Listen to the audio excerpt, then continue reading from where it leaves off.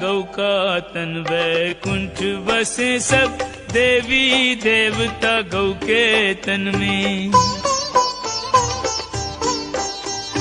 गौ का दूध है अमृत तुल्य सहाय सदा जो परिपालन में।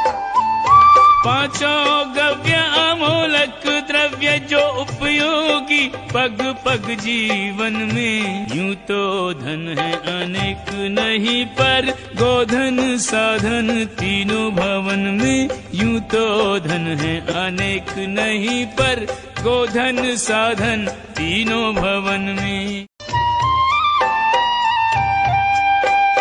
गौ का तन वैकुंठ बसे सब देवी देवता गौ के तन में। गौ का दूध है अमृत तुल्य सहाय सदा जो परिपालन में।